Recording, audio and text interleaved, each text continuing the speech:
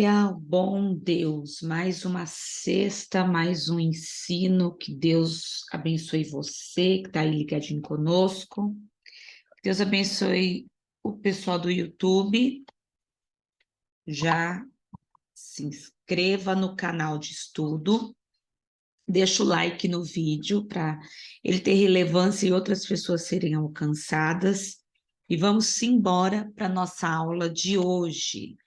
Vamos orar para nós começarmos. Hoje vai ser muita Bíblia, muita história de Jesus. Vamos desmistificar o presépio, a infância, o crescimento. Vamos entrar por além das Escrituras. Amém?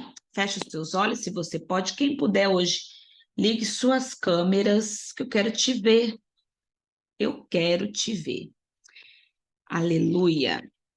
Vamos orar. Pai, muito obrigado por estarmos aqui reunidos em Teu nome, neste culto de ensino online, neste momento de aprendizado com o Senhor. Nós nos assentamos na mesa, Pai, para aprender com o Senhor. Nós queremos crescer, Pai, em graça, queremos crescer em conhecimento, queremos crescer, ó Pai, na plenitude do Teu Espírito.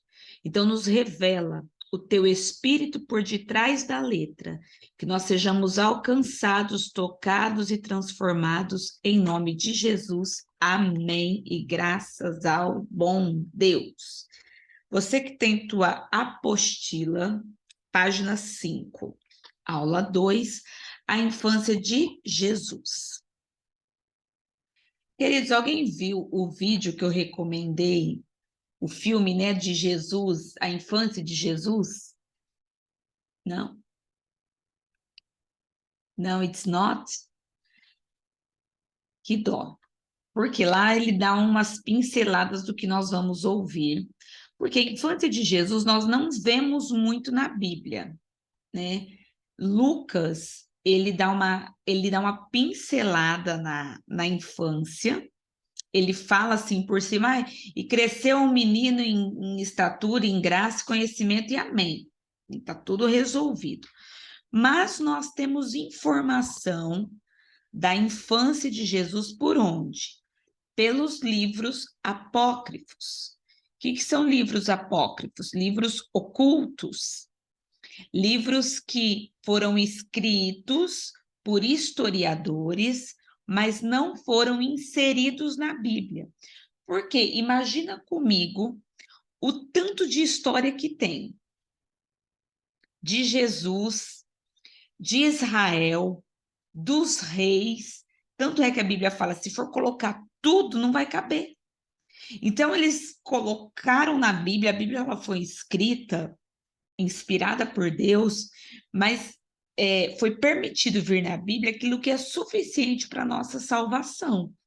Nós não vamos ter muitos detalhes, é por isso que nós que estudamos a palavra, a gente tem que o quê? Se aprofundar e além do que está na Bíblia, para nós entendermos a história. E hoje nós vamos fazer isso.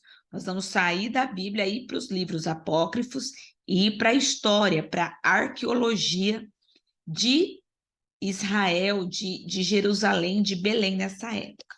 Então, você que não tem a nossa apostila, vou fazer a leitura. Você que tem, nos acompanhe. Aula 2, a infância de Jesus. Na Bíblia, nós não encontramos muito a respeito da infância de Jesus. Para conhecer essa trajetória, nós devemos estudar os livros apócrifos, que são os livros ocultos.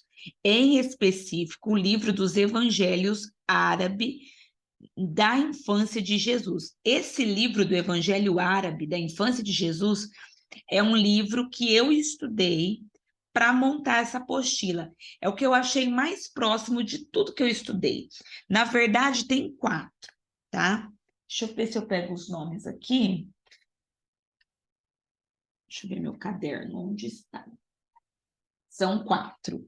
Mas da infância de Jesus, mais especificamente, é nesse livro. Se vocês tiverem interesse, eu vou ver se eu acho o PDF dele e vou compartilhar no canal do Telegram, ou até no grupo também, tá bom?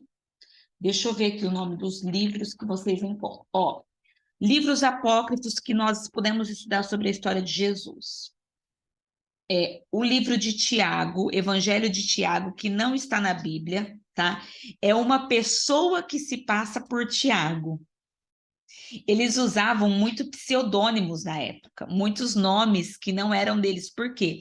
Esses livros, eles eram, essas cartas que eles escreviam, era muito perseguido. Então, para eles não serem presos, para eles não sofrerem tanta retaliação por causa do evangelho, eles usavam pseudônimos. Então, tem o Evangelho de Tiago, tá? Que não está na Bíblia.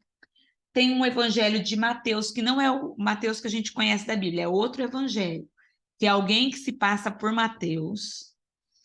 Tem o Evangelho de José, o carpinteiro, Evangelho de José, o carpinteiro, e tem esse, o mais conhecido, que é o Evangelho árabe da infância de Jesus. Gente, se vocês lerem esses livros apócrifos, vocês vão ficar assim, passados. Você vai falar, meu Deus, agora tudo faz sentido. Por quê? A Bíblia, ela é completa? É. Só que quando a gente fala de uma questão histórica, a gente tem que se aprofundar. Então, por isso que a gente vai um pouquinho nesse evangelho árabe aí da infância de Jesus, tá? Eu vou resumir, eu trouxe aqui resumidamente o que acontecia o que estava demonstrado nas apostilas, ou nos livros, perdão, para a gente resumir mais ou menos o que cada um fala. Temos como um relato resumido desses livros apócrifos, Jesus crescendo como um menino normal. Ele tinha raiva, porém ele se controlava. Agora vem cá comigo. Dá para imaginar um Jesus com raiva? Sim ou não? Não dá, né? Você imaginar um Jesus com raiva. Mas a gente vê o temperamento dele lá vindo de, né, quando ele vem ali no templo, que ele quebra todo o templo, que ele detona todos os fariseus, a gente vê Jesus com um temperamento ali muito forte, né? Mas Jesus, ele tinha raiva, ele passava seus nervosos, porém se controlava, tá? Nos livros apócrifos também, fala o quê? Suas fraldas eram usadas para expelir demônios e a água do seu banho era usada para curar. Quando você lê o Evangelho árabe, você vê eles pegando a água do banho de Jesus e usando essa água para curar. Pare e pensa, gente. Pare e pensa um negócio desse. Pegava a fralda de Jesus para expelir demônio. Por quê? Lembra das duas naturezas? Ele é humano, ele tem uma natureza terrena, mas ele também tem uma natureza divina. Então, tinha divindade nele, porém, ele tinha que ser trabalhado. Então, nesses livros apócrifos, a gente encontra isso. Olha outra história que a gente encontra. Quando criança, ele transformava seus amigos em ovelhas, ressuscitava pessoas e animais. Ao dormir, o seu corpo brilhava. Imagina, se você é criança, você tem poder, é óbvio que você vai abusar do seu poder. É óbvio. A gente pensa num Jesus todo certinho, mas, gente, nós estamos falando de alguém que é humano. Ele veio como homem para sentir as mesmas emoções, os mesmos desejos, né? Tudo que nós sentimos, Jesus sentiu como homem. Então, ele fazia suas artes, ele fazia suas travessuras. Ao dormir, o corpo dele brilhava. As orações na sua casa eram feitas por ele, não por José. O costume da época era o seguinte: o pai, o sacerdote da casa, puxava a oração. Mas na casa de Jesus, quem fazia a oração era ele e não o pai dele. Quando ele jejuava, todos da casa jejuavam. Jesus também ajudava nas tarefas de casa. Era exemplar, muito bonito e travesso. Em alguns momentos, os livros apócrifos narram Jesus como malvado, entre aspas, porque ele matou e ressuscitou um de seus professores. Não duvido. Pastora, você tem veracidade nesses livros apócrifos? Eu tenho, porque é história. Lógico, gente, que tem muita heresia que provavelmente foi escrita sobre Jesus. Mas eu também não ignoro toda a história. Porque, da mesma forma que existe heresia, existe um fundamento da verdade. As pessoas não fazem heresia da Bíblia. Então, eles também fizeram heresias, obviamente, sobre Jesus. Ainda mais que havia as profecias messiânicas. E quando viram os sinais, começaram a escrever, né? Mas eu não duvido de nada do que está na história, tá?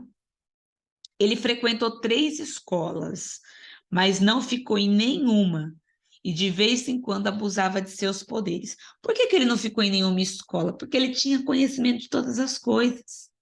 Ele é divino, porém ele é humano, entendeu? Então nenhuma escola aguentou Jesus. A benção, Jesus. Coloquei aqui, ó, muitas heresias foram escritas sobre ele na época, segundo os apócrifos. Porém, o que podemos afirmar é que Jesus era uma criança normal e, como adolescente e jovem, aprendeu do seu pai terreno uma profissão e aprendeu a Torá com ele. Então, Jesus, como homem, teve profissão, ficou ali jogado ao acaso. Ele aprendeu a Bíblia com o pai, não aprendeu a Bíblia com Deus, ele aprendeu com o pai, porque nós seguimos o exemplo de Jesus. Tudo que Jesus fez na terra como homem foi praticamente, especificamente, para nos deixar como exemplo. Então, ele aprendeu uma profissão, ou seja, ele tinha um trabalho. Jesus não era um desocupado. Ah, tô sem nada, vou sair para o ministério. Não, ele tinha função. E ele aprendeu a Torá com o pai. Coloquei assim na nossa apostila, porque Deus não revelou na Bíblia a infância de Jesus, porque ele deixou na Bíblia para nós o que é suficiente para nossa salvação. Por que que a gente tem a Bíblia? Para a gente aprender sobre salvação. Porém, o salvação, ela tem as suas vertentes. Nós somos salvos na alma, no corpo, no espírito. E quando a gente fala de estudar a Bíblia, igual eu falei, a gente tem que se aprofundar. Você tem que ir além da Bíblia, você tem que ir na história, você tem que ir nos livros, você tem que ir na arqueologia, você tem que ir lá nos tempos onde está escrito, buscar informação, né?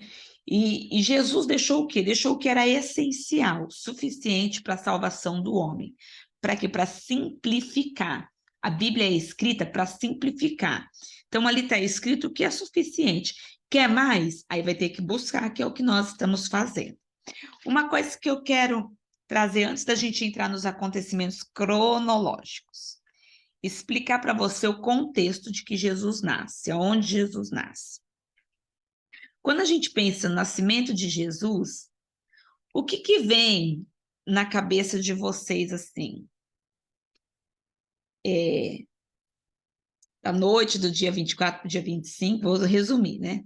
De dezembro, aquela chuvinha fina, sai Maria e José, ela grávida, bate em todas as portas de hotel que tem ali em Belém, não encontra vaga, e aí, tadinha, acha uma estalagem com os animais lá esperando ela, e tem o nenê. Depois vem os pastores, vem os magos adorar, e aquela coisa linda de filme de final de ano. Vocês acham que essa sequência e que essa história, ela bate nas informações? Vocês acham que tem alguma coisa faltando? Ou é isso e é isso? Queria ouvir a opinião de vocês. Vocês já se conformaram com essa história? Vocês acham que tem alguma coisa por detrás disso?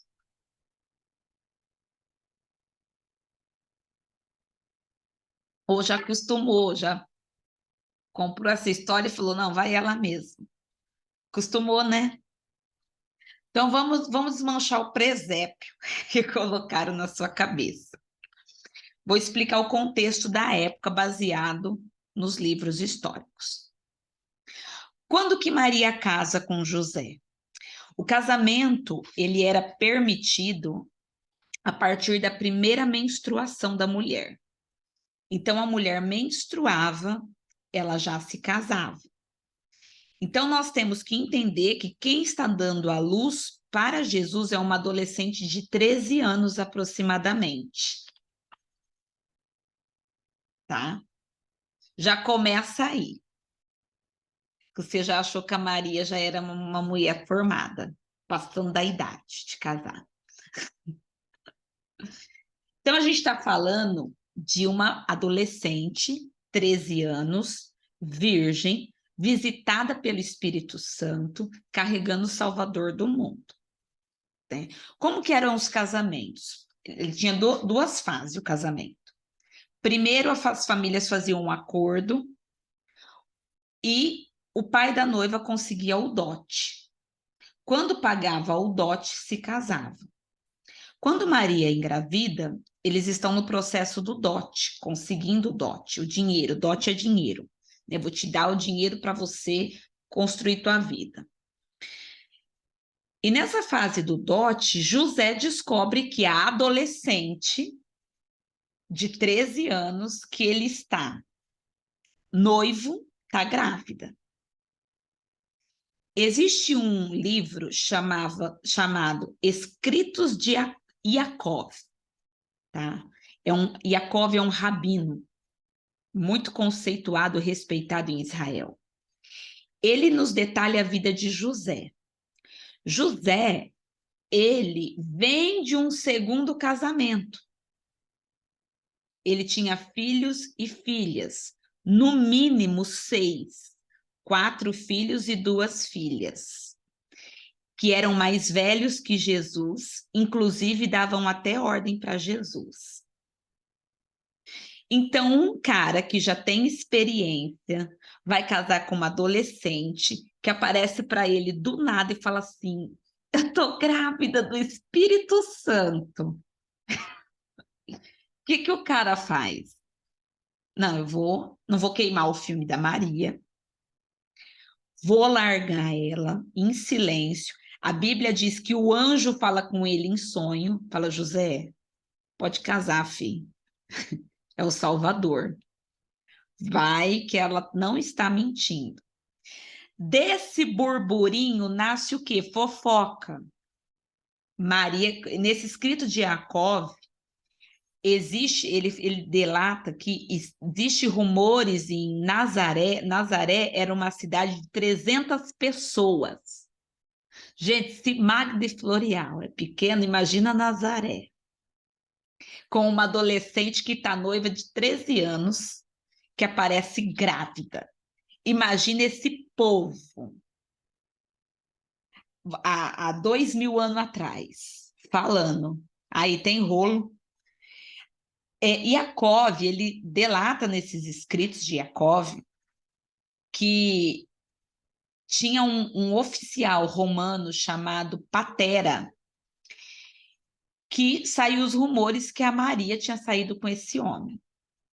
Tanto é, vocês que assistiram, não sei quem lembra ou se assistiu, a minissérie Jesus, da Rede Record, retratou isso. No comecinho, quando Maria ela foi visitada pelo Espírito Santo, ela foi perseguida, né? E foi cantada por um oficial romano. Na minissérie, se eu não me engano, eles mudam o nome desse oficial, mas o nome desse oficial é Patera. E na cidade de Nazaré começa um buchicho, tá? Começa um buchicho que a Maria não prestava, que ela já tinha se entregado a um rapaz, né? Que José ia fazer um mau negócio, ia assumir filho que não era dele. Isso antigamente era crime, um peso absurdo. Então José vem desse contexto de um segundo casamento com filhos. Deixa eu mostrar para vocês um versículo. Na cruz, Jesus fala assim para Maria, ele fala assim para João, desculpa, João, cuide de Maria, sua mãe e seus irmãos. Ele não fala assim, ó, Maria e seus filhos. Ele fala Maria e os seus irmãos. Porque eram irmãos dele só por parte de pai. Abre lá em Mateus 12, 46. Por que que a gente vai ler bastante Bíblia? Porque é umas coisas muito diferentes que nós vamos ouvir hoje. Mateus 12, 46.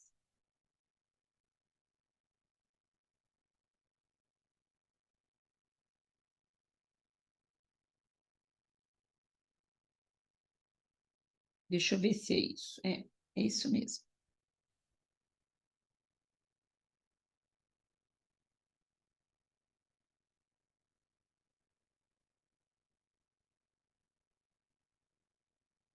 Ó. E falando ele ainda à multidão, eis que estavam fora sua mãe e os seus irmãos. O correto pelo escrito bíblico é: estavam a sua mãe e seus filhos. Mas a Maria era madrasta dos filhos de José. Abre lá em Mateus 13, 55.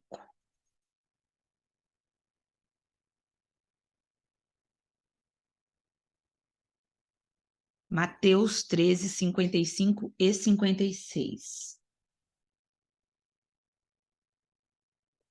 Não é este o filho do carpinteiro?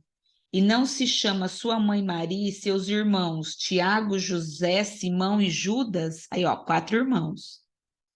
E não estão entre nós todas as suas irmãs? Jesus tinha irmãs também. De onde lhe veio, pois, tudo isso? Então, ele tinha irmãos, 4 irmãos, provavelmente 2 irmãs. De quem? Da parte do José. Deixa eu ver aqui. João 19, 25.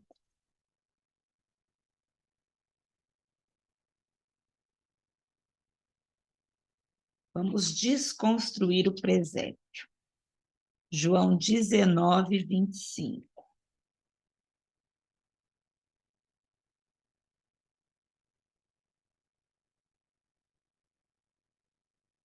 E junto à cruz de Jesus estava sua mãe e a irmã de sua mãe Maria, mulher de Clopas, e Maria Madalena. Ora, Jesus, vendo ali a sua mãe e que o discípulo a quem ele amava estava presente, disse à sua mãe: Mulher, eis aí o teu filho. Depois disse ao discípulo: Eis aí tua mãe. E desde aquela hora o discípulo a recebeu em sua casa. Então ele trata Maria, os irmãos, como família. Ele passa, tem uma tradução, eu não tenho aqui, quando ele fala para João assim: eis a tua mãe e os seus irmãos. Porque ela era madrasta, ela cuidava, né? Se você ler esses escritos de Jacó, como eu disse, você vai ver que ela já pega um casamento aí, o José com uma história de um casamento, com bagagem, adolescente, grávida, e aí Jesus é concebido nesse contexto de julgamento, né? Uma mãe adolescente, uma mãe que está grávida, um noivo que tentou sair desse casamento. Aí você não vê na Bíblia que Maria vai lá para Isabel? Aí as duas se encontram grávidas. Por que que ela vai lá para Isabel? Para fugir dos comentários, gente. A cidade com 300 pessoas falando mal dela. Ela, ó, vou para meus parentes, vou rapar fora daqui. Então ela vai para lá para fugir do julgamento das pessoas, né? Porque lá em Nazaré as pessoas julgavam. E os parentes começaram o quê? Repelir ela. Só que aí, abre lá em Lucas 2. Lucas 2. Vamos ver o que que acontece. Por que que eles vão parar lá? Tem um recenseamento. Vocês sabem o que que é recenseamento?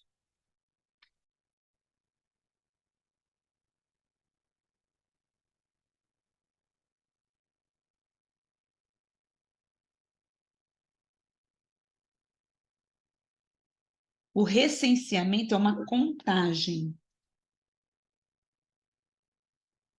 Deixa eu pegar aqui nessa Bíblia minha aqui. o, o rei maluco decidiu contar o povo. E como que era a contagem? O homem, o patriarca da família, tinha que voltar para a cidade natal. E a cidade natal de José é Belém. Então ele tem que ir para Belém, mesmo estando em Nazaré, naquela situação. Porque a gente olha e fala assim, gente, a mulher sabia que ia dar à luz, sabia que ia ganhar nenê. Como que você sai da tua cidade pronta para dar à luz naquelas condições, no jumentinho lá, no animal, sendo carregada? Por quê? Porque foi obrigado a ir, teve um recenseamento. Lucas 2, olha só, Lucas 2. Sucedeu naqueles dias que saiu um decreto da parte de César Augusto para que se recenseasse toda a terra habitada. Então, vamos supor, ele era de Belém, ele tinha que voltar para lá. Vamos supor que aqui vou usar a Madalena e o Marcelo, que moram em Salgado. Se tivesse um recenseamento hoje, eles tinham que voltar da onde eles nasceram. Nasceu em São Paulo, o Marcelo? Tinha que ir lá para São Paulo. Não podia ser contado em Salgado. Tinha que estar lá em São Paulo. Tá? Foi isso que aconteceu. Versículo 2. Esse foi o primeiro recenseamento feito quando Quirino era governador da Síria. Esse recenseamento era feito de 14 em 14 anos. E, coincidentemente, entre aspas, vai bem no ano em que Jesus vai nascer. Todos iam registrar-se, cada um a sua própria cidade. José também subiu da Galiléia, da cidade de Nazaré, para a Judéia, cidade de Davi, que se chama Belém, por ser ele da casa da família de Davi, a fim de registrar-se com Maria, que estava desposada com ele e estava grávida. Estando eles ali, aconteceu que completaram-se os dias de ela dar à luz. Então, eles estavam bem, né, entre aspas, em Nazaré, resolvido, tudo bem, ele aceitou o negócio lá, ela está grávida, ela vai ter um filho gerado pelo Espírito Santo, porém ele tem que ir, ele é obrigado a ir para Belém, né, com ela naquelas condições. E quando eles vão para Belém, aonde que eles vão ficar? Nos parentes. Agora pensa comigo, você tem parente, você sabe como que é família. Porque família, querida, é família desde Adão e Eva. Já vem os problemas lá.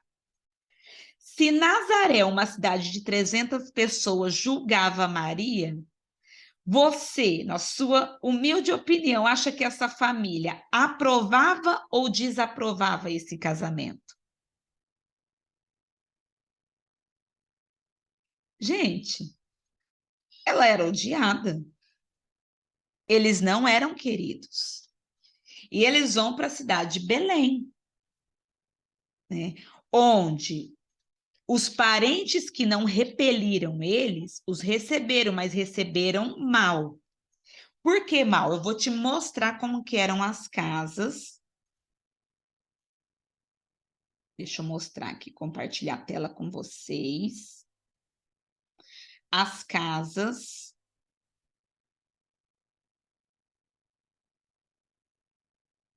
Vamos, aqui. Esse aqui.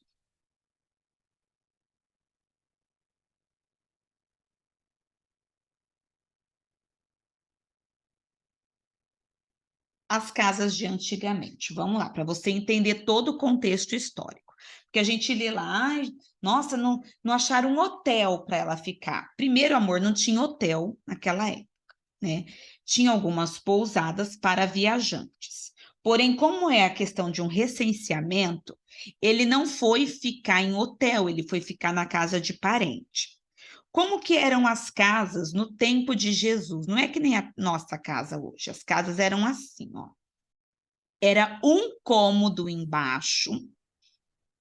Tá? Deixa eu ver se eu consigo aumentar mais aqui. Isso, obrigado, Deus. Sim, sim, tá bom. Um cômodo embaixo, tá? Então, por que que era um cômodo? Você lembra daquele versículo que fala assim, que não é para pegar uma lamparina e esconder ela debaixo da mesa? Porque se essa lamparina estiver no alto, ela ilumina toda a casa. Como que uma lamparina vai iluminar toda a casa? Porque as casas eram assim, um ambiente.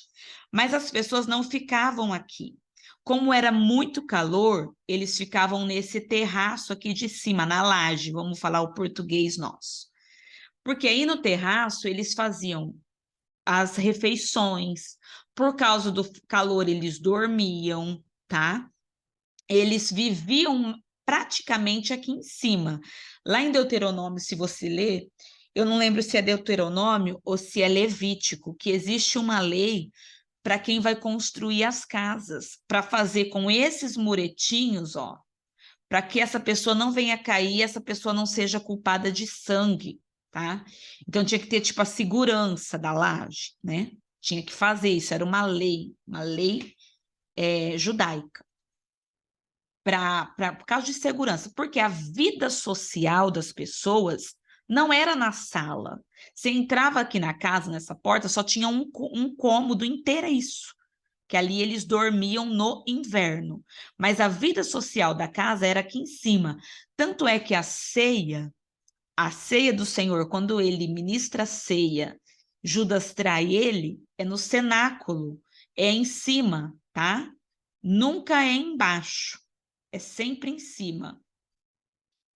Tinha essas escadas laterais, e no quintal, os animais que a família tinha eram criados nesse quintal, tá? Que animais que tinham na época? Boi se você fosse rico, vamos falar o português claro. Cabritos, ovelhas, tá? Eram muito comuns, e galinhas, nessa época aqui, carneiro, se você tivesse também um bom dinheiro, mas geralmente ovelhas e cabrito aqui. Se a família tivesse uma condição melhor, ele fazia um puxadinho aqui com um quarto de hóspede. Lembra aquela história que nós vemos em Reis, do quarto do profeta, que aquele casal faz um quarto para o profeta? Quando ele passava, ele tinha o quarto. Que quarto que é esse? Esses quartos de hóspedes, eles receberam esse nome hoje. Mas antigamente, esse quarto de hóspede se chamava estalagem, aonde ficavam os hóspedes. Porque eles não iam pegar o hóspede e deixar aqui num cômodo só com toda a família, nem deixar lá no terraço com toda a família. Por quê? Porque as crianças pequenas e tal e tal. Então, eles faziam o quê? Construíam um cômodo à parte, com o nome de estalagem, para esse hóspede ficar alojado pelo tempo que ele estava ali passando por aquele lugar. Voltemos aqui. Então, quando Jesus vai nascer, eles vão até os seus parentes que moram em Belém. São recebidos? São, porém daquele jeito, né, gente? Aqueles parentes que recebem a gente sem querer receber, foi nesse nível. Já começou aí, tá? E eles vão para essa estalagem. Então, tira da tua cabeça que eles bateram num hotel e o cara falou assim, ó, vai ali com os animais. Não. Quando eles chegaram nos parentes, falaram assim, tem lugar aqui sim. Ah, mas ó, a nossa hospedaria ou a nossa estalagem, o quarto de hóspedes está ocupado. Mas ó, tem um cantinho ali com os animais. E ali com os animais tinha o quê? Manjedoura. O que é a manjedoura? É o coxo da época. O coxo da época é esse daqui, ó. A manjedoura, deixa eu pegar aqui para vocês verem. Ela era de pedra. E se colocavam o quê? Opa, as palhas para os animais comerem. Deixa eu aumentar aqui. Você digitar no Google também se acha. Manjedoura do tempo de Jesus. Olha, era assim. Não é uma manjedoura daquela que você está acostumado a ver no presépio, viu, crente? Era assim, ó, toda de pedra, onde colocava água e colocava a palha para os animais comerem, tá?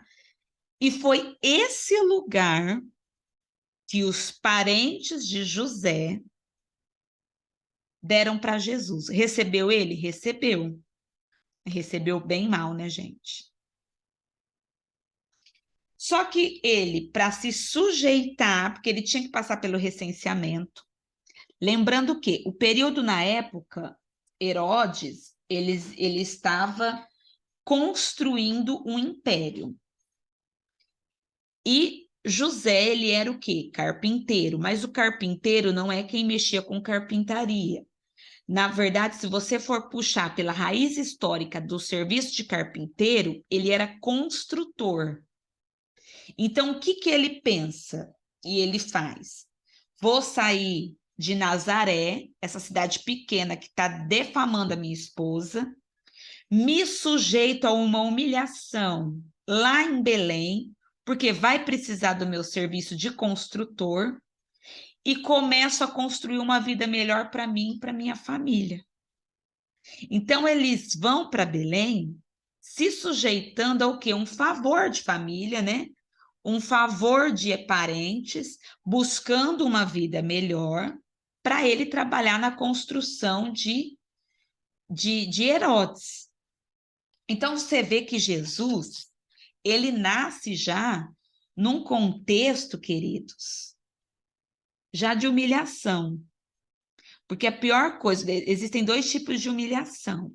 A humilhação de uma pessoa desconhecida e a humilhação de uma família.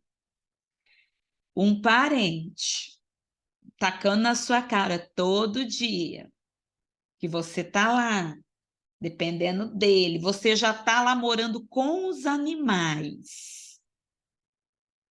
Olha a condição que Jesus nasce, que ele se sujeita a vir. Então, tira aquele negócio de presépio, de hotelzinho. Não, Jesus veio, nasceu. Qual que foi o contexto? Foram para casa de uns parentes, receberam super mal, colocou, não deram o quarto de hóspede, colocou eles junto com os animais. E por que que tinha manjedoura? Porque era o lugar, o coxo dos animais se alimentar. E lá José vive por 2 anos. Por quê? Porque ele está trabalhando na construção de Herodes. Até aí, tudo bem? Para a gente dar sequência? Alguém quer fazer alguma pergunta ou falar alguma coisa? Você estava falando sobre hospedaria. Sim. Teve um profeta que hospedou no segundo andar, né? Qual profeta? Não O lembro. profeta da viúva de Sarepta lá, o Não, profeta Elias. não foi, na verdade, não foi no segundo andar, era um quartinho. A hospedaria era o quartinho que foi feito para ele de hóspede, se chamava hospedaria. Mas a Bíblia não fala que foi na parte de cima? Quando o menino morre, Ah, então. porque lá era a atividade social da casa. É exatamente isso.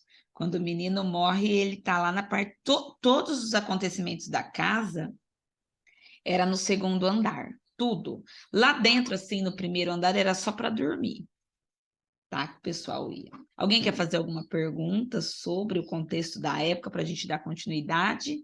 Ou até aí tudo ok? Então, tá. Então, aí a gente vai ver a história cronológica, na ordem. Porque a gente foi ensinado o quê? Aí eles estão lá na manjedoura, junto com os animais, aí chegam os pastores, tudo num dia só, né?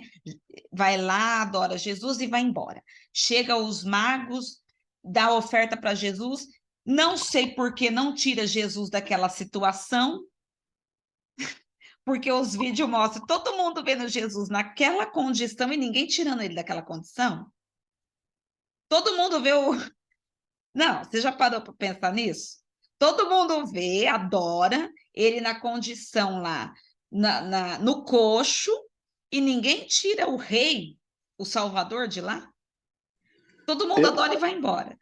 eu sei por quê. Por quê? Porque existem coisas que Deus permite que não pode ser mudada. Não, é porque tá errado. Tá errado, marido. Existem coisas que Deus permite, se não tiraram, porque Deus não permitiu. Não, mas eu vou te contar por que que não tiraram, porque a ordem está errada. Nós aprendemos na ordem errada. Não, Então tá não é, bom. queridos, como no filme. Então vamos ver por ordem cronológica. Primeiro, o que que acontece? O louvor dos anjos e a homenagem dos pastores. Então Jesus nasce naquela condição? Nasce. É colocado num coxo? É. O que que acontece logo em seguida? Lucas 2, versículo 8.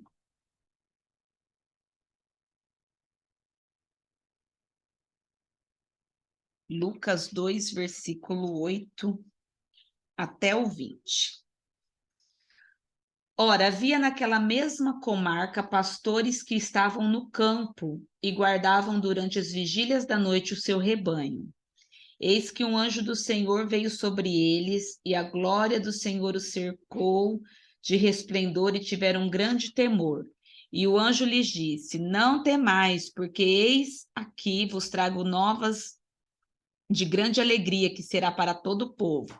Pois na cidade de Davi vos nasceu hoje o Salvador, que é Cristo Senhor.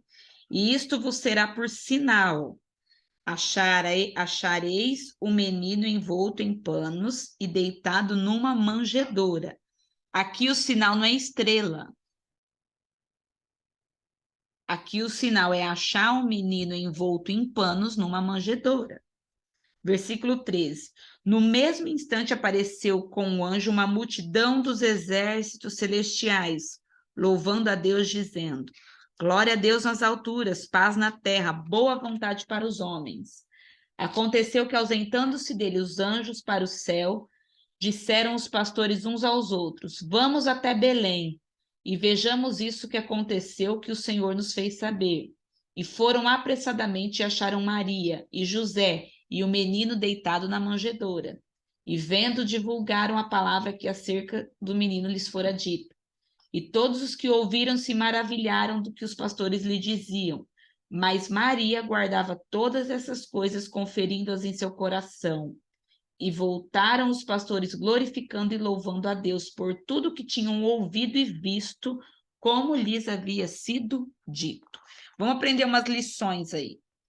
Eles estão lá no campo, já vê que eles não estão na neve, estão no campo. Então, Jesus não nasceu em dezembro. Não tem neve, não tem possibilidade de ser em dezembro, porque lá em Israel, em dezembro, é impossível ter ovelha no campo, tá? Eles ouvem os anjos e eles vão até aqui, verificar se aquilo que os anjos falou é real.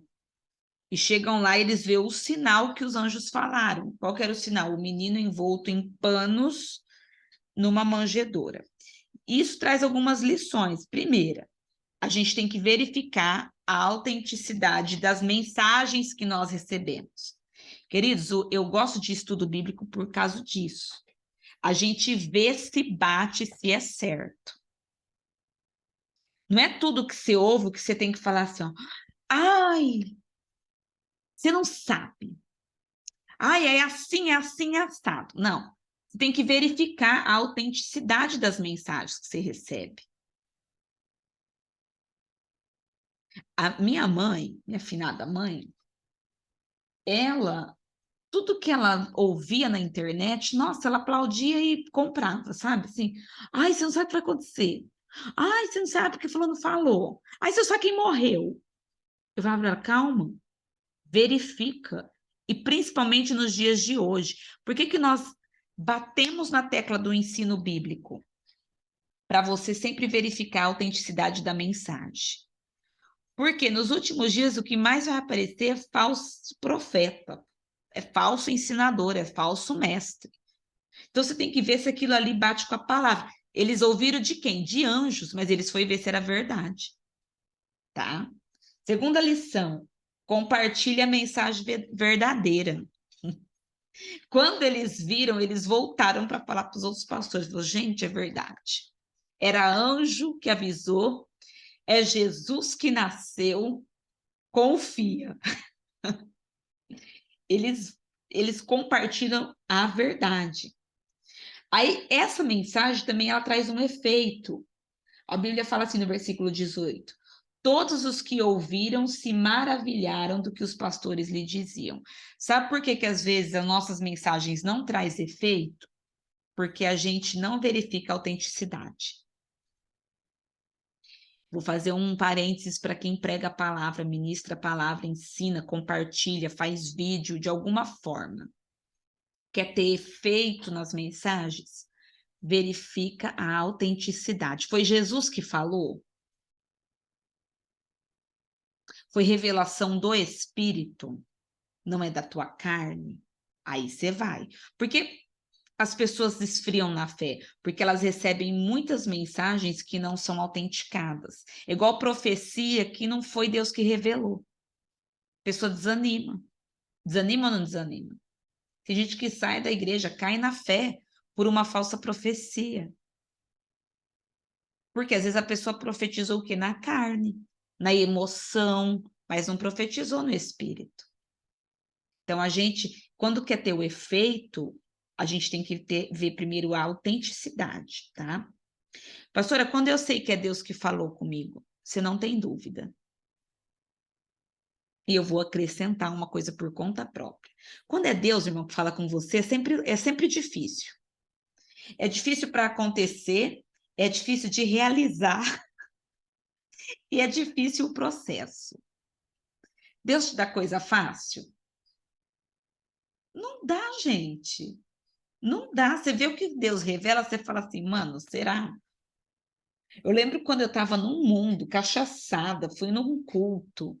Gente, eu cheirava álcool. Levantou um pastor lá e falou assim: você vai ser uma pregadora do evangelho. Eu ri na cara dele. Eu falei: esse homem está mais bêbado que eu. Por quê? Aparentemente não tinha possibilidade disso acontecer. Eu falei: gente, esse homem não está sentindo minha catinga de cachaça. Porque se ele profetizar aqui na minha cara, ele vai desmaiar para trás. Só que aí eu vi o processo que eu passei, que não é fácil. Você ri, né, Madá? Não é fácil. Eu falo, nossa, era Deus purinho na boca daquele homem. Porque o que Deus te revela não é um caminho fácil. Né? Você tem que vai lá verificar. Outra coisa, eles tiveram gratidão pela mensagem, versículo 20. Voltaram os pastores glorificando e louvando a Deus por tudo que tinham ouvido e visto. Não, você já agradeceu pelos cultos, pelas revelações, pelos ensinos? Você tem que Pastor, agradecer. Pode falar. pode fazer uma pergunta? Pode. Que, é que nem quando eu me converti, eu escutei que Jesus nasceu do jeitinho que você falou aí, né? Mas se você abrir a Bíblia lá em Mateus 2, fala desse jeito, você viu? O jeito que Mateus fala do Não. nascimento de Jesus? Mateus Fala o dos quê? magos, Mateus 2, do 1 para frente. Ele fala dos magos, ele fala das estrelas, porque os três, todos eles escreveu essa história, não foi? Mateus, Sim, Marcos e Mateus. Lucas. Sim. Porque desde que eu me converti, né, é os magos, a estrelinha no céu, mas tá Calma, nós escrito lá vamos em chegar. Mateus. É que com os pastores o sinal foi os anjos. Com os magos o sinal vai ser outro. Os pastores é um, os magos é outro. Entendi. Entendeu? Então vamos Eu observar achei que os sinais. O sinal aqui foi dos pastores. Acabou? entendi. Vamos, tá? Nós vamos chegar lá. Então, aqui, qual que foi o sinal e para quem? Para os pastores. Calma. Respira, não vai chegar na estrela, meu povo. Eu sei que é muita informação. Deixa eu voltar aqui. Gratidão pela mensagem. Querido, seja grato por aquilo que você receber de Deus. E grato não é agradecer a pessoa que às vezes você é agradecer a Deus, fala, Senhor, obrigado. Quando você tiver revelação da palavra, o que é revelação? É alguém pregar a palavra sem entender. Isso é revelação. Porque tem gente que está junto com a gente no culto e não tem a revelação. Aí você está pregando, a pessoa não está entendendo nada. Talvez você até conheça alguém assim. Aí você olha para a pessoa, você vê que ela está boiando. Porque ela não tem revelação. Então, quando você tem revelação da palavra, você tem que falar o quê? Glória a Deus, aleluia, Jesus, louvar a Deus por isso. Porque quanto mais você louva a Deus, mais revelação é dada para você, tá? Por isso que nas igrejas pentecostais o povo glorifica tanto, tal. Certo que hoje até virou um costume.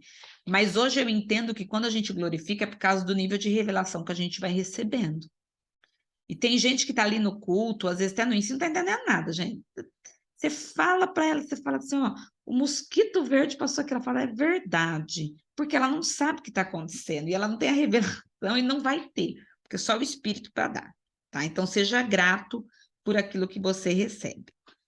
Então, vamos lá. Aconteceu isso, Jesus nasceu, os pastores viram, glorificaram a Deus, foram embora. José continuou morando na casa de favor. Que delícia, né, gente? Vivendo de favor com os parentes, que criticou a sua esposa os 9 meses de gravidez e até o nascimento. O que acontece? Eles vão circuncidar Jesus e apresentá-lo no templo. Lucas 2:21. Aí já começa a desmanchar todo o teu filme, porque na nossa cabeça é o quê? Vem os pastores, vem os magos, fica todo mundo adorando Jesus, depois todo mundo vai embora e depois que Jesus vai para o templo. Não. Sai catequese, sai filme, sai de você. Primeiro, nasceu bonitinho, igual contei. Os anjos contou para os pastores veio adorar, continuou morando lá na casa. Lucas 2:21, o que acontece? Ele vai ser circuncidado no 8º dia. E quando os 8 dias foram cumpridos para circuncidar o menino, foi-lhe dado o nome de Jesus, que pelo anjo lhe fora posto antes de ser concebido. Então, completa os 8 dias, ele é circuncidado. O que é circuncidado? É uma tradição judaica, eles cortam o prepúcio, né? É a operação de fimose da criança. Operar a fimose de Jesus. Senhor, perdão. Que é uma lei, tá? De Levítico 12:1-3 e Filipenses 3:5, tá escrito. Naquela ocasião, como era de costume, esse ritual reunia família, amigos e a criança recebia um nome. Então, não é que nem hoje, que lá no hospital, tá? Não, quando recebia o nome quando fazia a circuncisão, tá bom? José e Maria chamaram Jesus, que significa o Senhor salva, conforme o anjo lhe havia dito antes mesmo que ele nascesse. Hoje existe circuncisão para nós? Hoje a gente tem que ser circuncidado, sim ou não?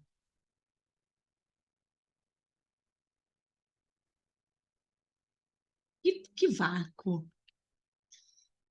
Que vácuo. A circuncisão poderia ser o batismo? Exatamente como está escrito. A circuncisão nossa é o batismo nas águas.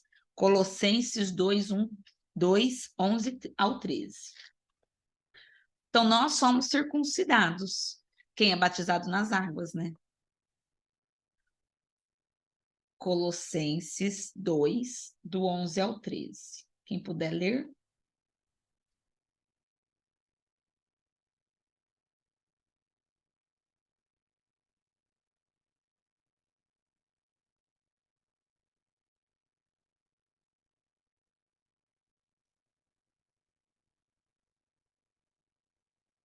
Colossenses 2, Do 11 ao 13. no qual também estáis circuncidados com a circuncisão não feita por mão no despojo do corpo da carne, a circuncisão de Cristo, sepultados com ele no batismo, nele também ressuscitastes pela fé no poder de Deus, que o ressuscitou dos mortos. Enquanto vós estáveis mortos nos pecados e na incircuncisão da vossa carne, vos vivificou juntamente com ele, perdoando-vos todas as ofensas. Isso aí. Nós somos circuncidados quando? Quando nós batizamos nas águas. Isso é circuncisão hoje.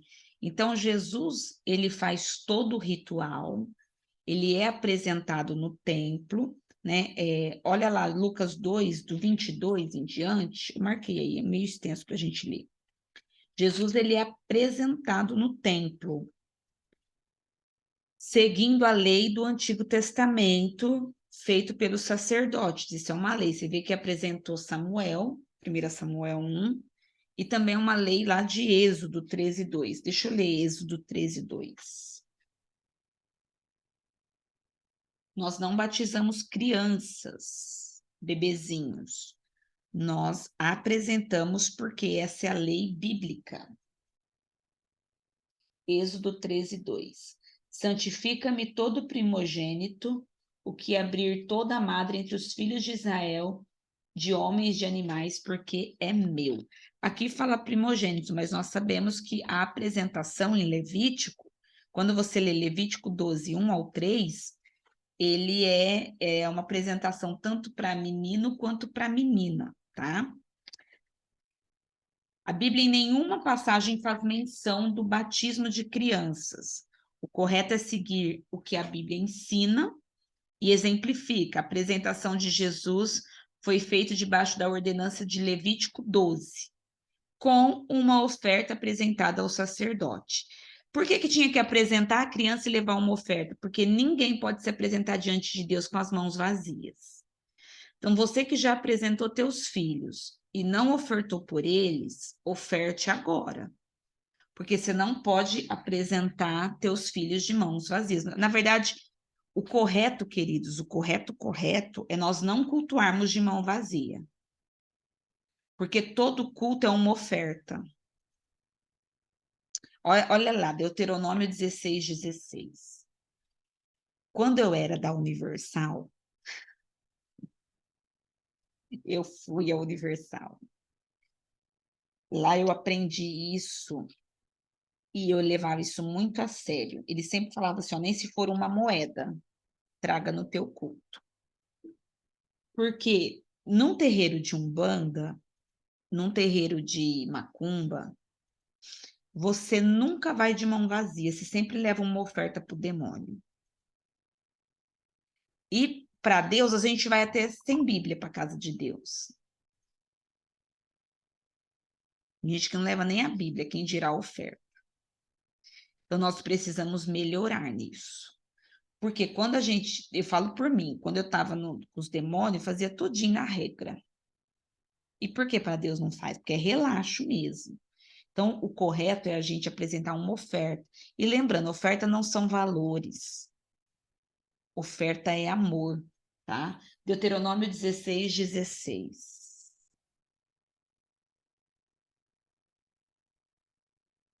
Três vezes eu vou ler a parte B do versículo. Porém, não aparecerá vazio perante o Senhor. Cada qual conforme o dom da sua mão, conforme a bênção que o Senhor teu Deus te tiver dado. Não pode chegar lá com as mãos banando. E Jesus, o próprio José e Maria não fizeram isso com Jesus, eles levaram uma oferta para Jesus, tá? Vamos ver lá em Levítico 12, 1 ao 3, as ofertas que eram dadas. Levítico 12, 1 ao 3.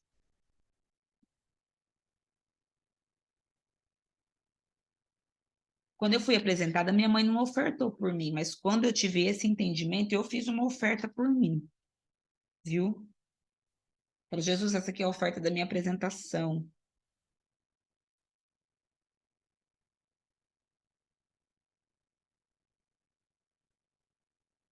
Pastor, oferta financeira, no caso? Oferta financeira. Tá. Financeira.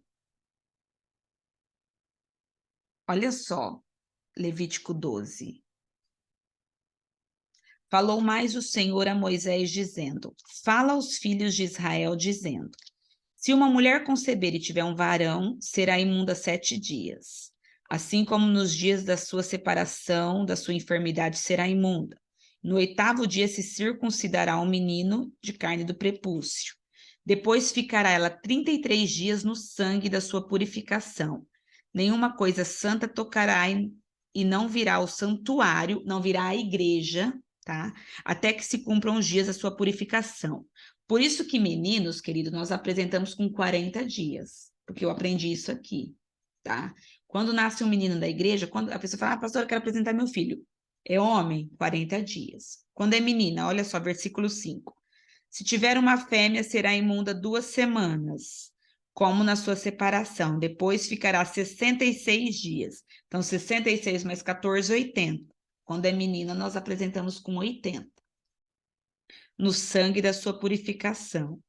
Quando foram cumpridos os dias da sua purificação por filho ou por filha, aqui as ofertas, ó, trará um cordeiro de 1 ano por holocausto, e um pombinho, ou uma rola para expiação do pecado diante da porta da tenda da congregação ao sacerdote, o qual oferecerá perante o Senhor e por ela fará propiciação. Será limpa do fluxo do sangue, essa é a lei que se der à luz, varão ou fêmea. Mas se a tua mão não alcançar para um cordeiro, então tomará 2 rolinhas ou 2 pombinhos, um para o holocausto e outro para a expiação do pecado. Assim o sacerdote por ela fará propiciação e será limpa. Então, ou a pessoa ofertava um cordeiro, ou ofertava um pombinho, ou ofertava 2 rolinhas e 2 pombinhos. Porque não tinha desculpa. Ai, não tenho cordeiro. Não tenho. Então, pega 2 rolinhas. Porque o importante era não chegar de mão vazia, porque é lei, tá? E lei traz um princípio. Quando você quebra a lei te quebra. Mas quando você cumpre a lei, ela te abençoa. Deixa eu te mostrar a oferta de Jesus aqui. O que vocês acham que Maria e José ofertou? Antes da gente ler.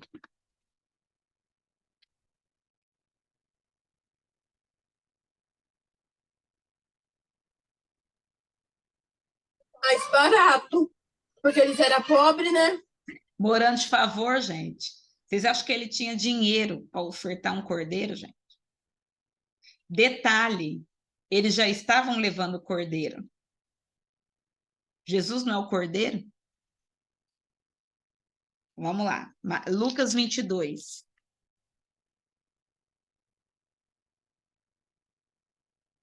Lucas 22, 24. Olha eles cumprindo a lei.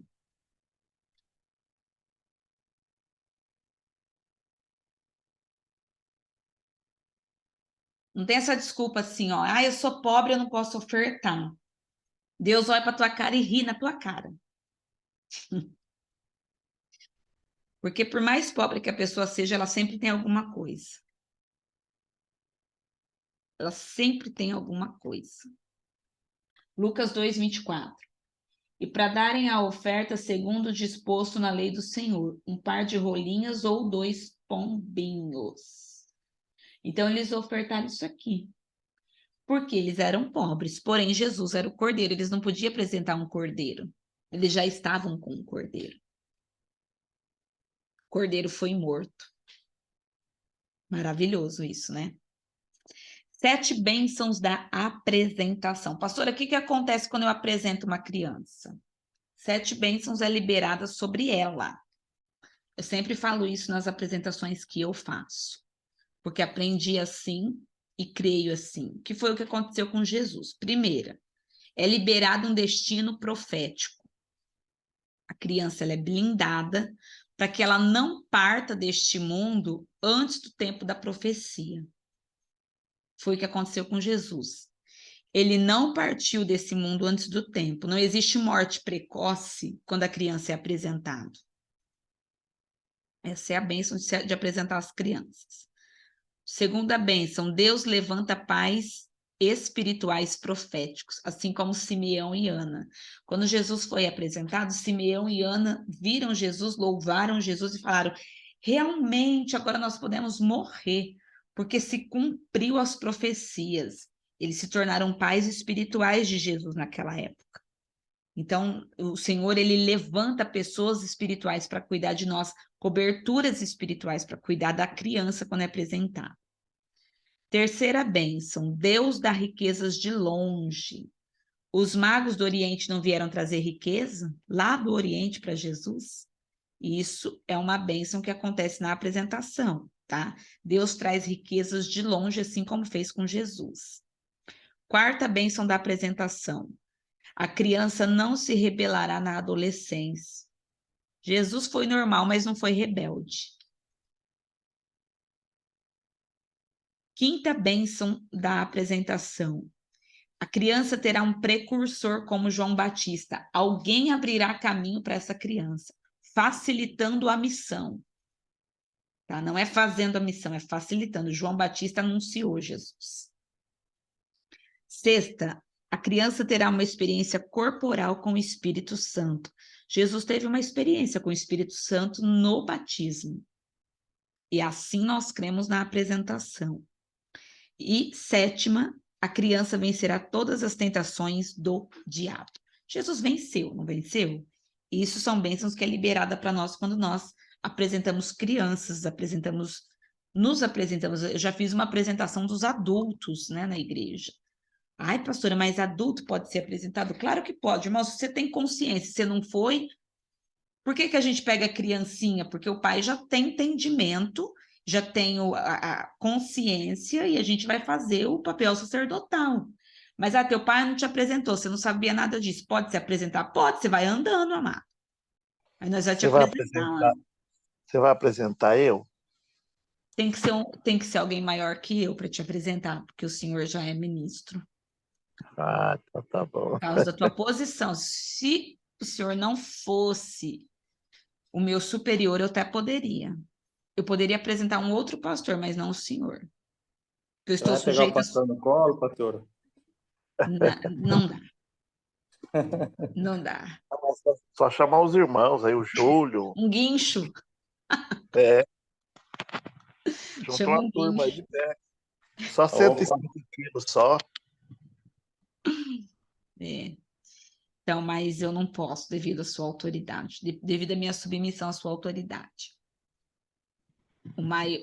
O menor sempre serve o maior, mas nunca No passa caso o do maior. pastor Ivan, tinha que ser um maioral que ele, por exemplo, o bispo É o lá de bispo. Fernandópolis, né? É o bispo.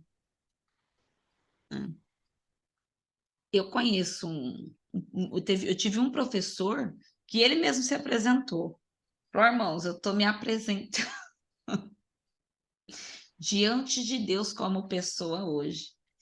Mas eu ainda vou pela questão bíblica, sempre um sacerdote acima, entendeu?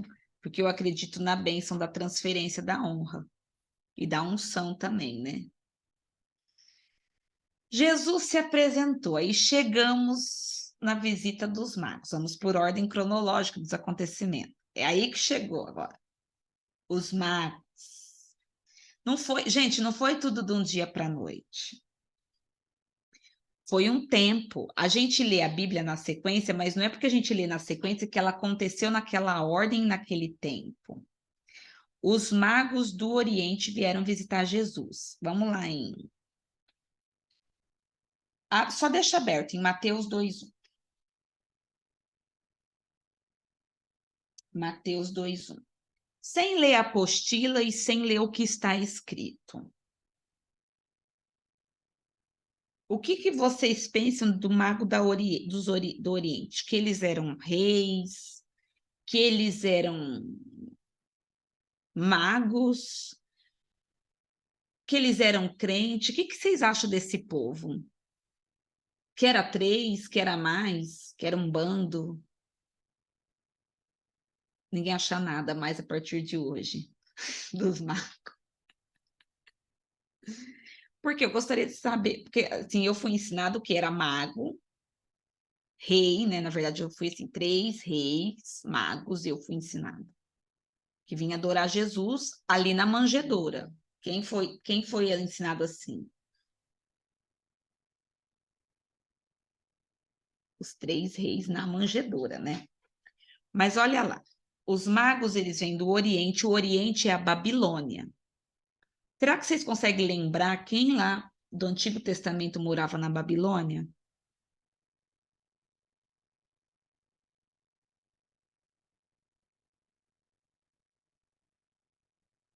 Chutes abertos.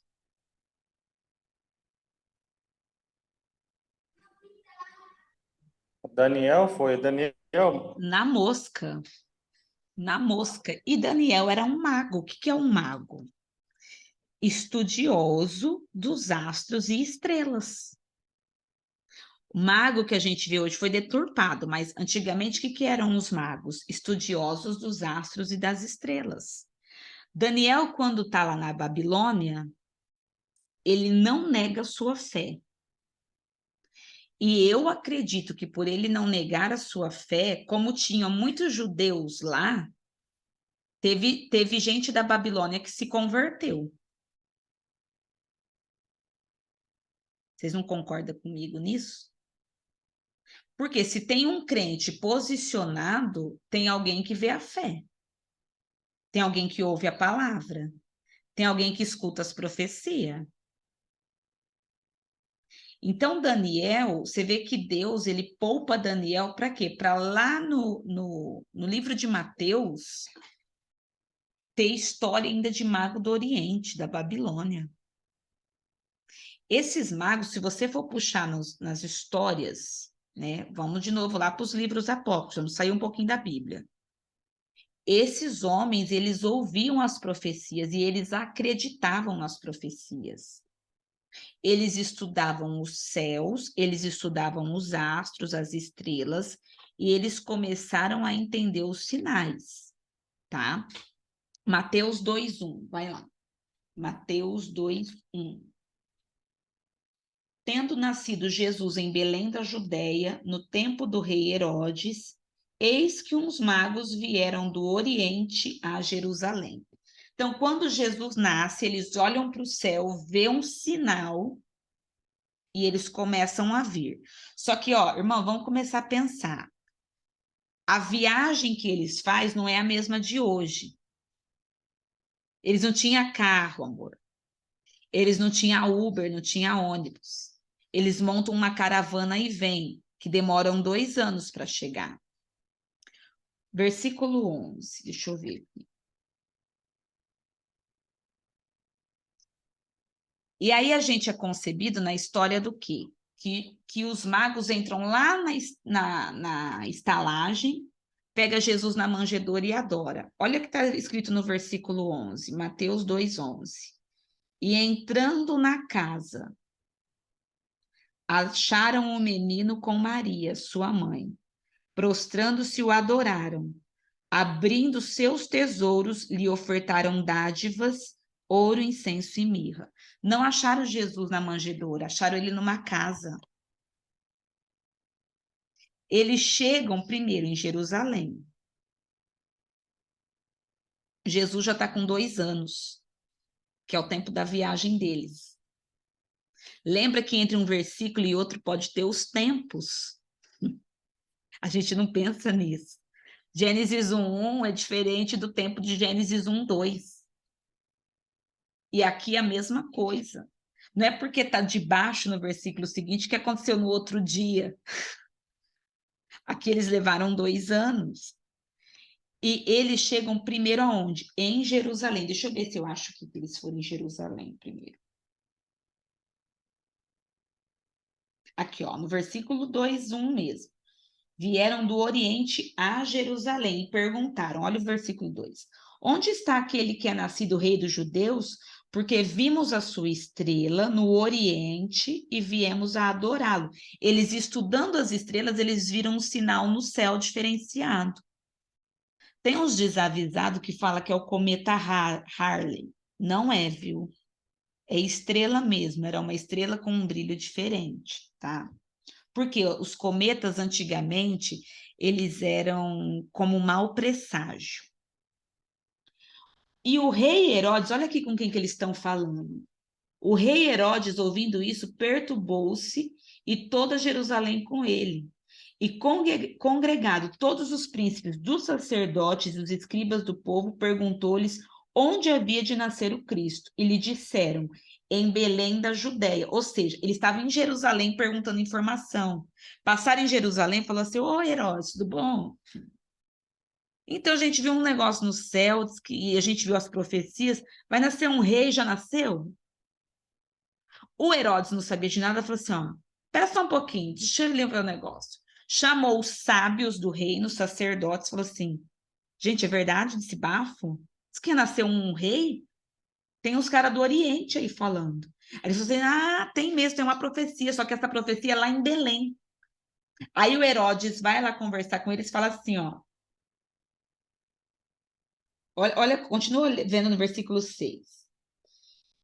No versículo 7. Então Herodes, chamando secretamente os magos, inquiriu exatamente deles acerca do tempo em que a estrela lhe aparecera. O Herodes fala assim, ó, ai, quanto tempo faz que vocês não viram a estrela? Faz uns 2 anos, mais ou menos. Ah, é? Ai, é verdade. Mó cínico. Versículo 8.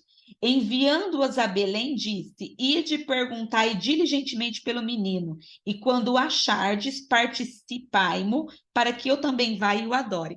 Ó, conversa do Herodes, fala assim, ó, ai, vamos fazer o seguinte, vai nascer mesmo, gente. Vai lá em Belém, não é aqui não, é lá em Belém.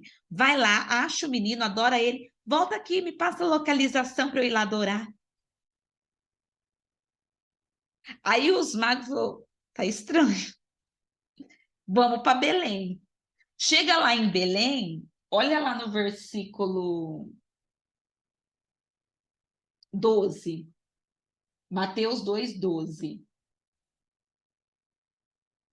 E sendo por divina revelação avisados em sonhos, para que não voltassem para junto de Herodes, partiram para a sua terra por outro caminho. Chegou em Belém, os magos viram Jesus.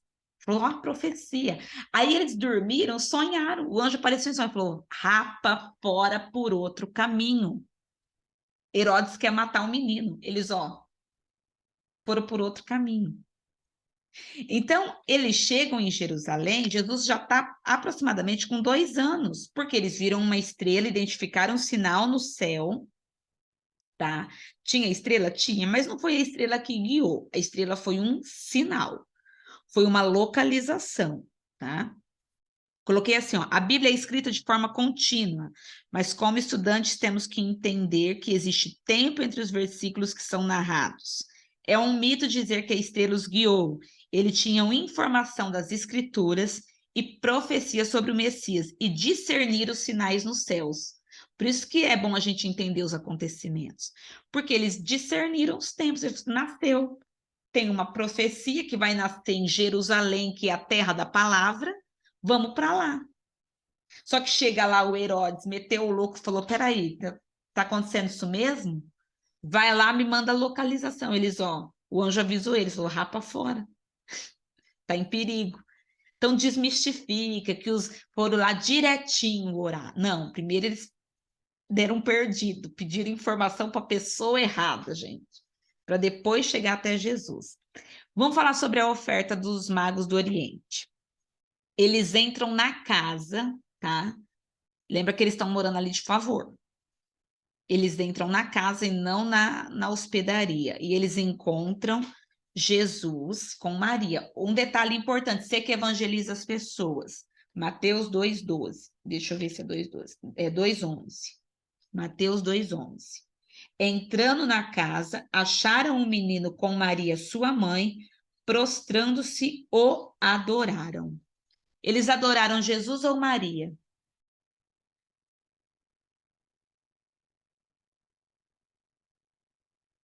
Jesus, né? Jesus.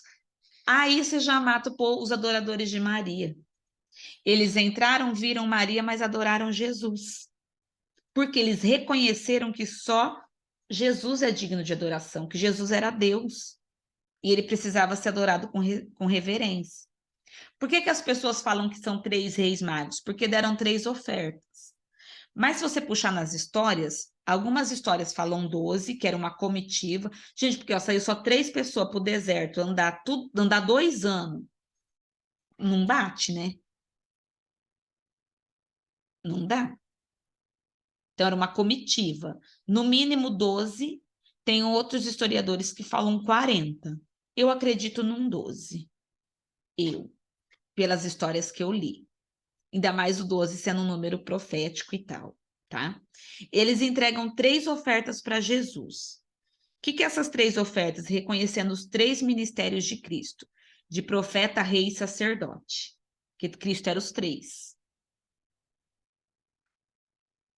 Primeiro, eles ofertam ouro, ministério de rei. Tá? O ouro é um presente típico oferecido aos reis. pois simboliza a monarquia e a realeza. Ah, pastor, por que Jesus recebeu ouro? Porque eles estão reconhecendo a realeza de Jesus, o rei Jesus. Sempre que você reconhecer o rei, você dá ouro. Qual que é o nosso ouro hoje? Dinheiro. Por que que nós ofertamos? Porque nós reconhecemos o rei dos reis. A nossa oferta, a nossa primícia é o nosso ouro hoje. É uma oferta ao ministério de Cristo como rei da nossa vida, tá? O incenso. O incenso significa o ministério do sacerdote. Ele vem de uma resina vegetal e doce e era uma oferta de alimento. Em óleo ele era para ungir o sacerdote. Representa o sacerdócio do Senhor e o seu papel como Cordeiro de Deus, que seria sacrificado em nosso favor. João 1:9. Então, o incenso é para reconhecer Cristo como sacerdote. João 1:29.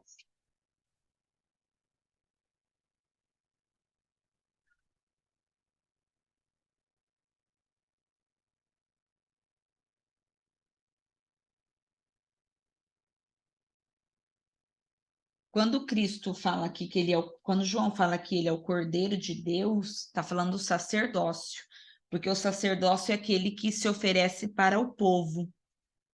É como o ministério sacerdotal de Jesus, ele era o cordeiro que ia ser oferecido a Deus. Então, esse aqui é o ministério sacerdotal dele. Ó.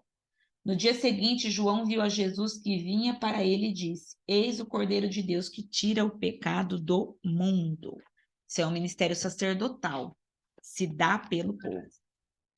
E terceiro, a mirra. É o ministério do profeta.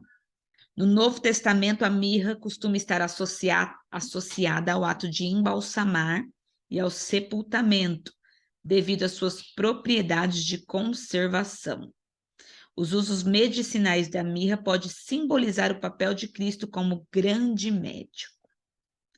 Então, você vê que Jesus recebeu 3 ofertas valiosas que reconhecia o ministério dele de rei, sacerdote e de profeta.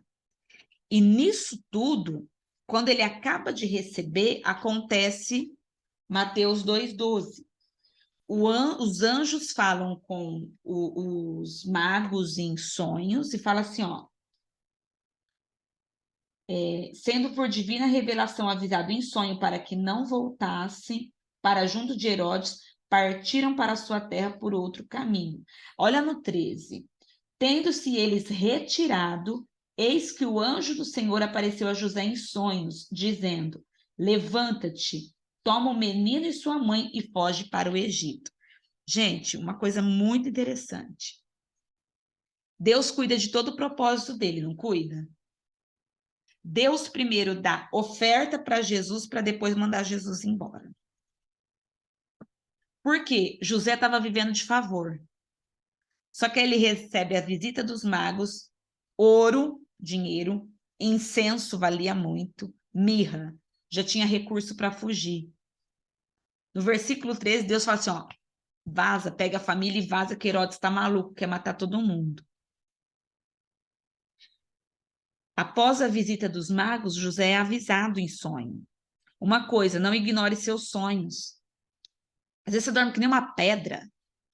Você acorda de qualquer jeito, sem agradecer a Deus, e você não presta atenção no que Deus está falando com você. Gente, Deus é simbólico. Ele fala em sonho. Ele fala por acontecimentos do nosso dia. O Senhor sempre nos dá sinais. É a gente que não enxerga, a gente que é carnal. Então, preste atenção no que você tem sonhado. Talvez Deus tenha falado com você. Pastor, eu não tenho discernimento dos meus sonhos. Pede para Deus. Pede para Deus. Porque você precisa começar a entender o que Deus está falando com você. Você vê, os magos voltam em caminho diferente. Coloquei assim na nossa apostila. Quem vê a Cristo sempre toma um caminho diferente. Você nunca vai voltar para o mesmo caminho que você veio. Por isso, você que conhece a Cristo, põe uma coisa no teu coração. Nem para desviar você presta. Porque você vai desviar sabendo da verdade. É ou não é, Madá? Você presta para desviar hoje? Não presta. A gente revolta, a gente fala, vou chutar o balde, mas depois a gente vai lá, pega o balde de novo, para não dar aqui esse balde. Porque não tem. Quando você vê Cristo, você toma um caminho diferente. Olha o que aconteceu com os magos. Olha o que eu coloquei sobre a fuga aqui do Egito. Toda pessoa com um grande propósito sofre uma grande perseguição. O inferno te atacará na mesma proporção do teu propósito. Pastora, por que eu estou passando tudo isso? O tamanho do teu propósito é o tamanho da tua perseguição. Você vai apanhar no nível que é o teu chamado. O teu chamado é grande, então você vai apanhar surra de gente grande. Teu chamado é mediano, vai ser uma surra mediana. Teu chamado é leve, vai ser uma surra leve, tá? Só que o que eu mais acho mais importante, que Deus só manda Jesus embora depois que ele dá o recurso. Porque Deus cuida do propósito por inteiro. Guarda isso no teu coração. Deus cuida do propósito por inteiro. Alguma pergunta até aqui? Algum comentário, uma observação? Deixa eu ver aqui. Não? Pastora, Pastora, Oi, peraí, Fran, deixa o Julinho falar, depois você já fala. Ele abriu primeiro. saindo um pouco fora do contexto, mas lá de trás, agora há pouco você falou, Qual? é uma curiosidade minha aqui.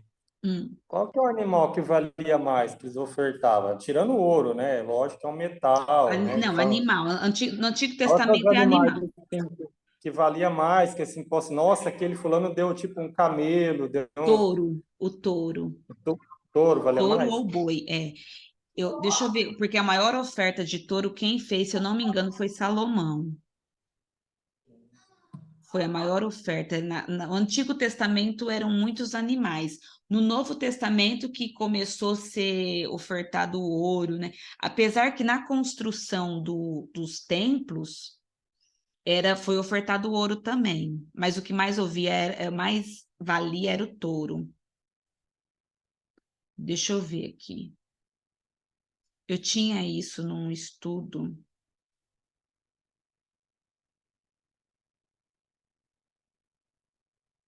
Eu vou achar isso, depois eu vou colocar lá no grupo. Eu tenho o valor das ofertas de Salomão. Gente, ele ofertou assim absurdamente, foi um cara muito louco. Tanto é que você vê a grandeza do reino dele, ninguém superou, né? É interessante isso daí. É muito interessante. Eu vou procurar, que eu tenho isso anotado, o valor em monetário e o significado, porque cada animal é um significado. É uma área. Então, quando Salomão queria, tipo, abrir uma porta, vamos supor assim, abrir uma porta para determinada área, ele ofertava determinado animal. Porque cada animal também tem um significado. Muito bacana. Pode falar, Fran. ô pastor, e se a gente tenta fugir sem um recurso e sem o tempo certo, ele faz a gente voltar para o lugar da humilhação para ele poder dar o recurso, né? Exatamente. Não tem como fugir do propósito. O propósito ou você cumpre ou você não cumpre. Não existe essa palavra fugir para Deus. Jonas não fugiu, Jonas não cumpriu.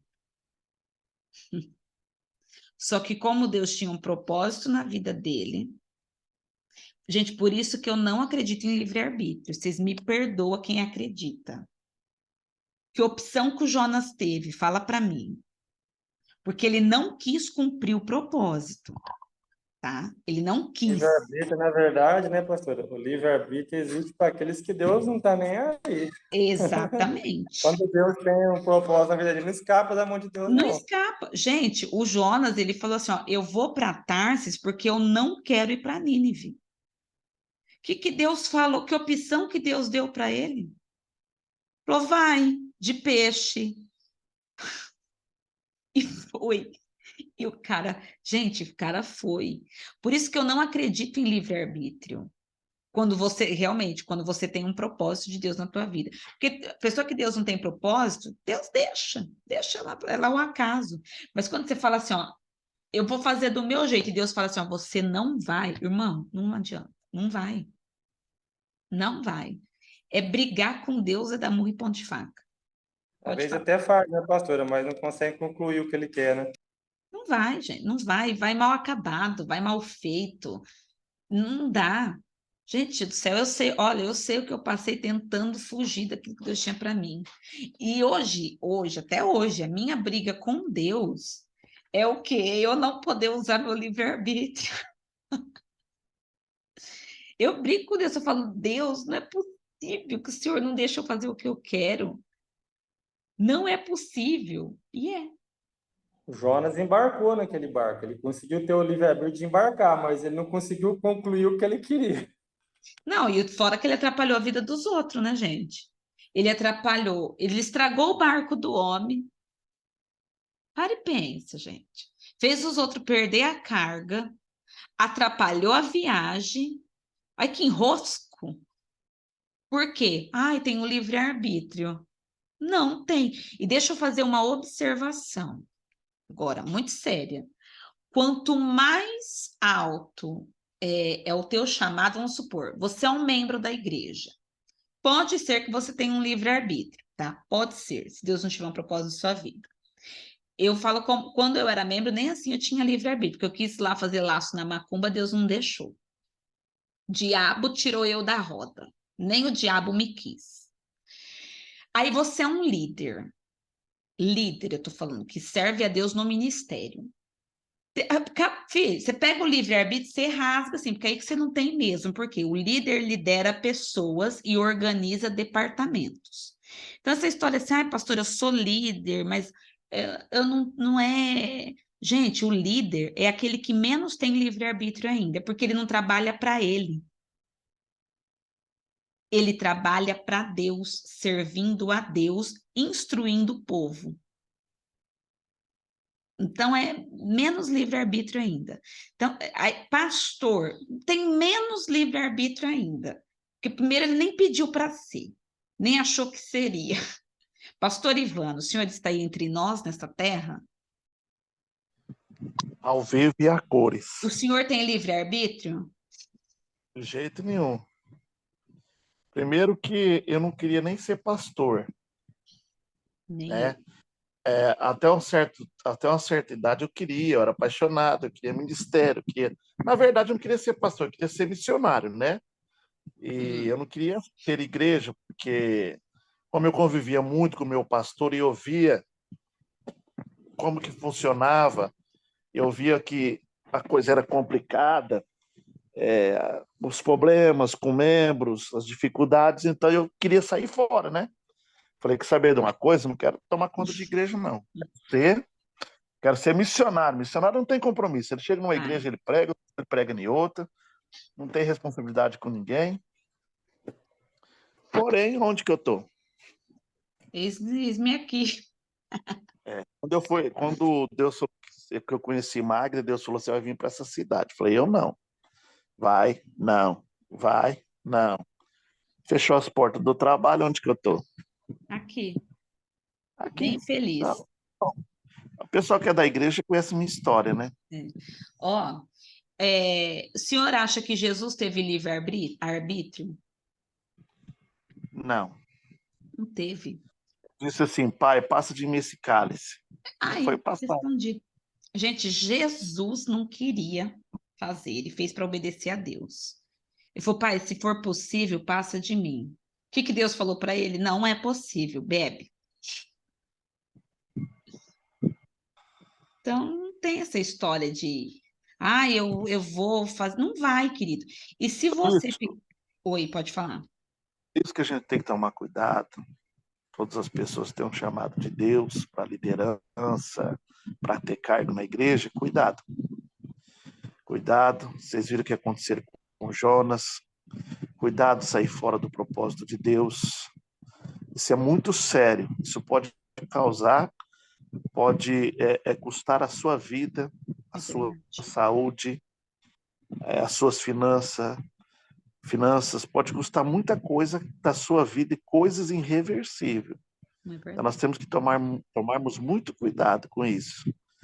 Então, por isso que eu não queria, mas eu aceitei e hoje eu gosto do que eu faço, né? Eu aceitei e você tem que aceitar, porque se você não aceitar, as coisas não dão certo. Eu sempre digo, sempre prego, que as coisas físicas ou materiais é a sombra das coisas espirituais. Se a sua vida espiritual estiver deformada, as coisas físicas e materiais na sua vida também vão estar deformadas. Amém.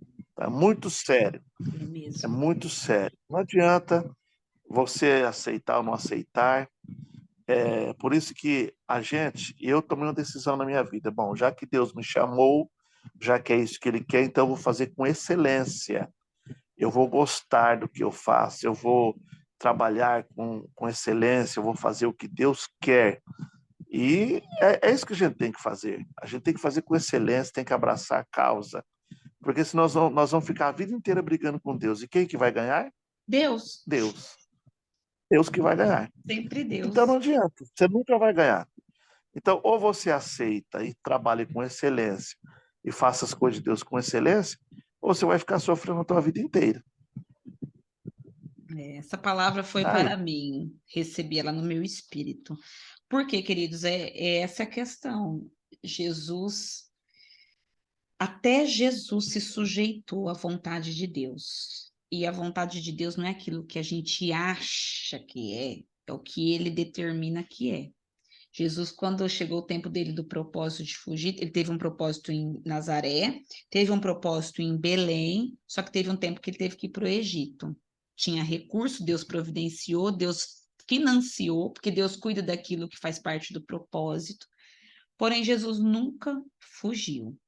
Nós vamos dar continuidade. Alguém gostaria mais de comentar alguma coisa sobre o nosso tema de hoje? Nós vamos dar continuidade semana que vem sobre isso. E vamos adentrar onde? Deixa eu ver aqui. No ministério de Jesus, que é lindo. Ministério de rei, sacerdote e ministério profético.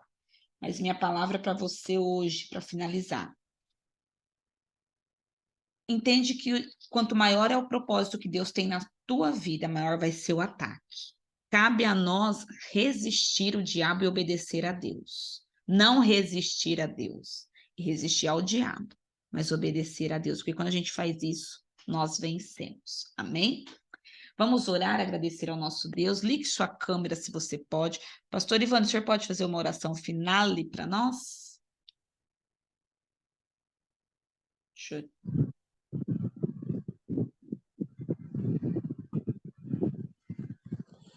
vamos orar então. Senhor nosso Deus, Senhor nosso Pai, abençoa, meu Deus, todos aqueles que estão participando do Zoom e aqueles que irão assistir depois pelo YouTube, ó Pai. Abençoa, meu Deus, cada vida, cada pessoa.